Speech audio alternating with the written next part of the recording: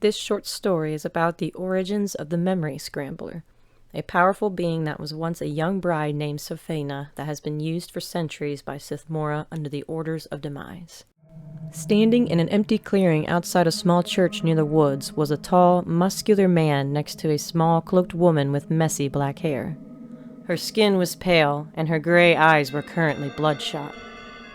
The god's hair was long and dark auburn. He had tan skin, and his eyes shimmered with a dark green hue. Occasionally, the veins around his toned muscles glowed with a faint emerald light. Despite the overwhelmingly eerie silence, the god could sense consistent internal shrieking radiating from inside the church that stood before them. The victims within the cursed walls couldn't speak or move, so each of them only could mentally scream. The witch couldn't hear their internal voices, but he could.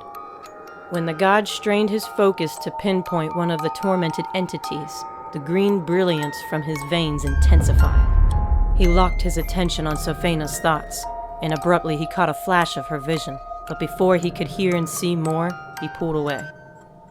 Demise approved of this idea so much he pressured me for days to bless your curse. He stopped for a breath as he observed the scene from afar. What is this darkness of yours doing to them? Quizzed the god as he locked eyes with the brunette witch. Why do you care? She snapped. Demise needs this for her spirit to be transformed into something useful. The god was taken aback but shrugged. I never said it out of care or concern for them. I'm just asking to satisfy my own curiosity. He grinned. The witch rolled her eyes as she crossed her arms over her chest.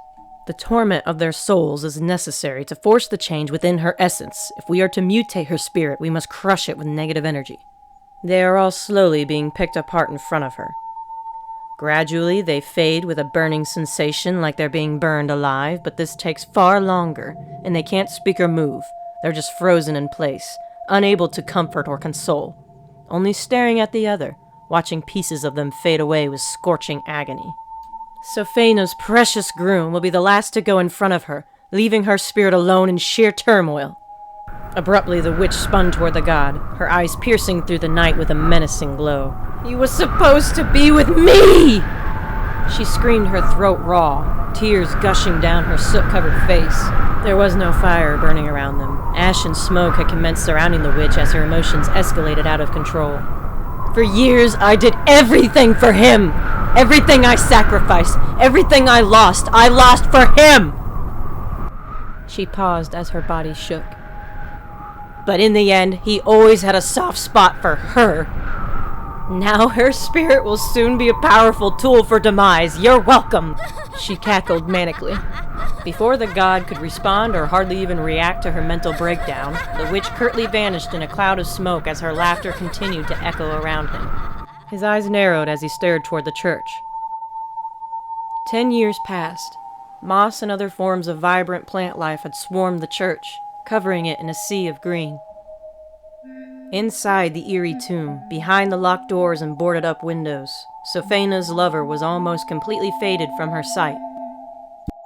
As he slipped away from her, a shadowy mist crept along the floors of the church and rapidly engulfed Sophaena.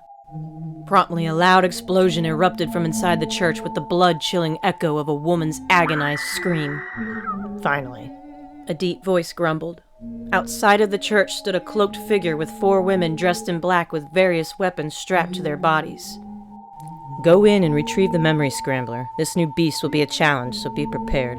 Demise has commanded we start using her immediately, so no playing with your prey. Just get it over with as soon as possible.